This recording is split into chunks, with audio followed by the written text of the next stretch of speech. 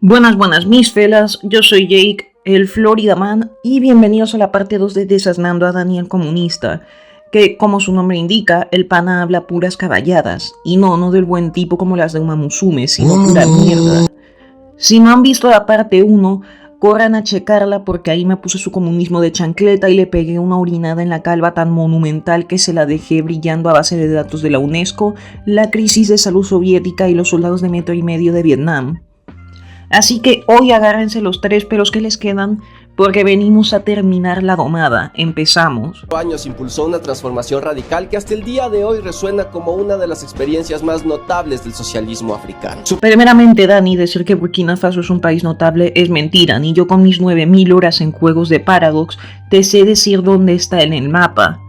La última vez pensé que era una marca de café exótico o un tipo de madera. Que veamos sus grandes logros. En salud, lanzó el famoso Comando de Vacunación en 1984. Más de 2 millones de niños fueron inmunizados contra la meningitis, el sarampión y la fiebre amarilla. A ver, vamos por partes. El tema de las vacunas es todo cierto, tal como lo prueba el estudio The Lasting Effects of Early Childhood Interventions. Sin embargo, Dani convenientemente olvida el matiz. Como aclara el artículo Speeding Up Child Immunization, las vacunas fueron donadas por la UNICEF y la OMS. Esto destruye por completo la narrativa de revolución autosuficiente. Ay, cómo la sufren los mandriles. Porque además recibieron un montón de donaciones privadas de países capitalistas. Costumbre en el socialismo, la alfabetización alcanzó récords históricos. Pero no termina ahí. Respecto al alfabetismo, creo que no tengo que decir que lo que dice Dani es falso por mero sentido común. ¿Cómo vas a pasar de un 13% de alfabetismo a 73% en 4 años? Y si no les gusta el sentido común, vamos a la data de los censos. La matriculación en primaria en Burkina Faso andaba apenas por el 20%. Si la alfabetización subió tanto, ¿por qué había tan poca matrícula? Simplemente no es logística ni humanamente posible avanzar tanto y tan rápido. Le digo, vuelva a leer, señora, vuelva a leer. Los números no dan, Dani. Igualdad de género, no había revolución posible. Lo declaró en sus... Pasemos a los derechos de la mujer. De acuerdo con los mapas de desarrollo social de Burkina Faso, hoy no solo es líder en mutilación genital femenina, sino también en poligamia, o sea, sus políticas valieron verga. Y aquí es donde Dani te miente como un bellaco. La economía. La verdad histórica es que Sankara era un capitalista de estado disfrazado de revolucionario, porque adoptó al pie de la letra las medidas de austeridad que el Banco Mundial decía que eran beneficiosas para las naciones africanas en aquel entonces. Llegó al punto de enemistarse con los empleados públicos recortándoles los salarios, le quitó poder a autoridades locales para subordinar todo el estado a su revolución y se la pasó peleando con los sindicatos. De hecho, llegó a despedir en masa a los profesores que se manifestaron en su contra. O sea, el supuesto héroe marxista despedía a trabajadores por protestar. Curioso, ¿verdad? Sobre su reforma agraria y las obras públicas, resulta que el 80% de la financiación era privada, tal como expone Márquez Pierce en su investigación sobre el cambio agrario en Burkina Faso. Y el tipo seguía llamando a los empresarios enemigos del Estado, mientras les cobraba el cheque. ¿Y la soberanía alimentaria?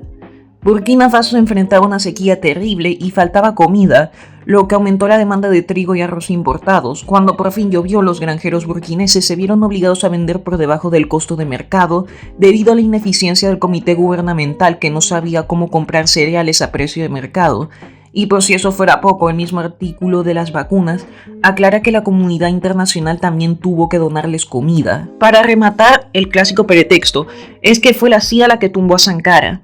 Mira, no te voy a negar que es posible porque la CIA simplemente spawnea donde sea, pero siendo realistas, Sankara se buscó demasiados enemigos gratis. Los socialistas clásicos, disidentes, los sindicatos, los jefes locales, la clase media y los comerciantes. De haber sido el ídolo de masas que Dani clama, su muerte hubiera provocado un luto nacional y una resistencia civil brutal, pero no la hubo. Se le cayó el teatrito solo. Y hablando de sobrevivir dictadores hambreadores, mis panas, recuerden que pueden suscribirse si en el futuro quieren verme desasnar a más zurdos. Además ya pueden usar mi código de referido de Instant Gaming para financiar el canal. Lo tienen ahora mismo en pantalla, es un QR. Así consiguen jueguitos con descuentos de risa y evitan que la inflación socialista les coma la billetera. Síganme en mis redes sociales ahora mismo y sin más que decir, sigamos con la mamada. But wait, porque a Dani le encanta viajar en el tiempo y el espacio para buscar ejemplos de comunismo que, entre comillas, sí funciona. Y ahora nos vamos a España. El socialismo nunca ha funcionado, pero en medio de una Andalucía golpeada por el paro, la pobreza y los grandes latifundios, un pequeño pueblo de 2.700 habitantes decidió que no iba a resignarse al destino que el capitalismo le había impuesto. Productos como habas, tomates o alcachofas, que generan mucha mano de obra en vez de trigo mecanizado. Loco, decir que el trigo mecanizado es malo es querer demonizar el capitalismo por puro deporte. O sea, el pan es lo más consumido del mundo. ¿Y sabes con qué se hace el pan? No me la vas a creer, pero con trigo. ¿Qué quieres? ¿Que cocinemos a mano con la hoz en plan siglo XIX para que sea todo más poético? Vamos a entrar un toque en la página del Ayuntamiento de Marinaleda. Resulta que sus fondos públicos recibidos más recientes son de aproximadamente 2.4 millones de euros y el pueblo genera apenas 730.000 para España. O sea, yo con mis impuestos financio este circo.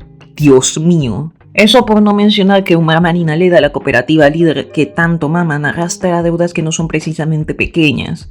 Por mucho que me saques en cara que los servicios o las casas ahí son baratas, es obvio que va a ser barato si te lo está pagando toda la gente que sí produce del país. Tus alcachofas colectivizadas no sirven para la macroeconomía, Dani. La muerte del dictador fascista Franco en 1975. Ay, Dani, te encanta reírte de la muerte de Franco con el meme de Nelson para ganarte tus aplausos en Twitter, ¿verdad?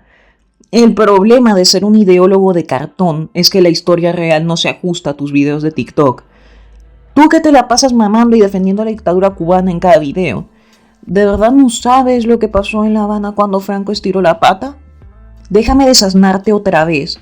Tu ídolo supremo, Fidel Castro, decretó 3 días de luto oficial en toda Cuba tras la muerte de Franco. 3 días. Las banderas cubanas a media asta por el generalísimo.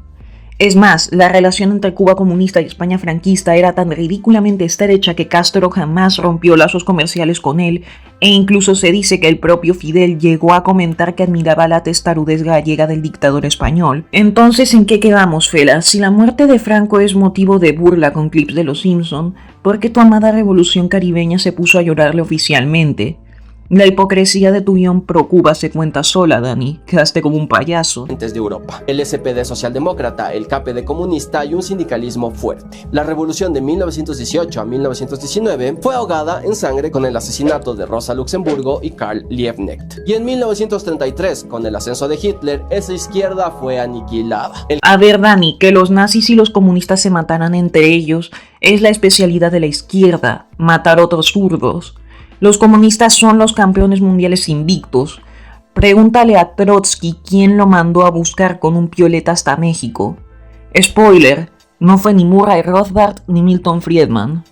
Fue el mismísimo Stalin. Y respecto a si el pintor austríaco era socialista, Goebbels tiene un folleto llamado ¿Por qué somos socialistas? Hay discursos de Hitler diciendo textualmente yo soy socialista, y su propia parrafada en el Mein Kampf critica la explotación capitalista y la indiferencia de la burguesía, dejando claro que él se vendía como la verdadera izquierda del pueblo. Pero ojo aquí con la gimnasia mental que se pega el muchacho. Su gran argumento para decir que era capitalista es que el Tercer Reich tenía empresas privadas. Dios mío, las pelotudeces que hay que escuchar en la República Argentina. Ay, pero cuando te defiende Vietnam con sus monstruos corporativos como Vinamilk, Vinatex, o la China actual llena de millonarios en el Partido Comunista, ahí sí te dice con el pecho inflado que eso es socialismo de mercado porque el Estado manda. Si el Estado controla las empresas privadas en Vietnam es socialismo, pero si el Estado nazi controlaba las empresas privadas en la Alemania con el plan cuatrienal, ¿es capitalismo? No me jodas, Dani. Tienes una doble vara de medir del tamaño del muro de Berlín. Los mayores exterminadores de comunistas en la historia han sido otros comunistas y tú te acabas de pegar un tiro en el pie. Y la República Democrática Alemana en el este. Lo que casi nunca se recuerda es que Stalin llegó a proponer una Alemania unificada, neutral y desnazificada. Ya, porque Stalin era súper de fiar, ¿no? No es como si se hubiera pasado por el arco del triunfo lo prometido en la conferencia de Yalta, o como si hubiera firmado el pacto Ribbentrop-Molotov con los mismísimos nazis para repartirse Polonia y anexarse los países bálticos. Cuéntame otro chiste, maestro. Que tu fe en esta linda ternura. Este estaba rodeada por un vecino hostil integrado a la OTAN que mantenía a miles de ex nazis en altos cargos. A ver, genio de la geopolítica, que en la desnazificación de Alemania Occidental se reciclara personal burócrata por pura necesidad logística y administrativa de la Guerra Fría es un hecho histórico. Pero plantear que Alemania Occidental era un nido fascista solo por ese hecho es una gimnasia mental olímpica. Vayamos a los datos duros recientes. Si miras el mapa electoral de Alemania, la AfD, el partido radical de derechas, que tú mismo llamas nazi, arrasa y es dominante justamente en lo que antes era la Alemania comunista. Otra vez pegándote tiros en el pie. O la educación soviética no sirvió para un carajo, o el socialismo oriental dejó el terreno tan devastado que hoy su población prefiere votar al extremo opuesto. Y por una guerra económica encubierta disfrazada para asfixiar su proyecto. Entre 1949 y 1961, más de 2.5 millones de personas, sobre todo médicos, ingenieros y trabajadores cualificados, emigraron al oeste atraídos por empleos, vivienda y consumo inmediato, en gran parte financiado con propaganda como arma de la Guerra Fría. Curioso cómo el paraíso del bienestar socialista se cae a pedazos con un poquito de propaganda. Estados Unidos ha tenido años, si no es que siglos, de propaganda socialista y no se ha caído. Además, hablar de una guerra económica cuando la Unión Soviética era un bloque de como 15 países con media Europa satélite y una barbaridad de recursos naturales es básicamente admitir que eran unos ineptos.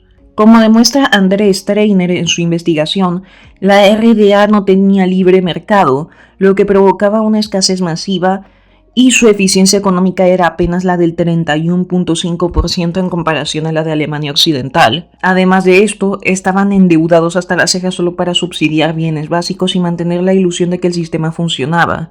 El muro no se construyó para dejar fuera la propaganda, se construyó para que los ciudadanos no huyeran corriendo de tu utopía. Sexualizado que en el occidente. La publicidad no reducía a las mujeres a objetos de consumo, y revistas populares como Furdich se centraban en salud, cultura y vida cotidiana. Masas. Había clubes deportivos de bajo costo en cada ciudad y pueblo.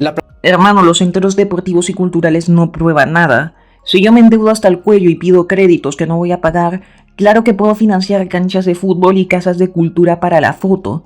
Eso sin mencionar que según los archivos liberados de la mismísima Stasi, a esos atletas olímpicos los dopaban sistemáticamente de formas inhumanas. Y lo de no sexualizar a la mujer, según estudios de la Oxford University Press, esa supuesta liberación era en realidad una herramienta de control estatal para meter a la mujer a la fuerza laboral pesada, no feminismo. Interna. Sus títulos profesionales fueron devaluados, sus trayectorias vitales ridiculizadas y su historia reducida a un cliché de atraso y opresión. Por favor, según el artículo del Hamburg Institute of International Economics, la homologación de títulos no se hizo por odio o degradación. Se hizo porque los programas educativos de la RDA carecían por completo de los componentes científicos, éticos y técnicos requeridos para el resto de Europa Occidental.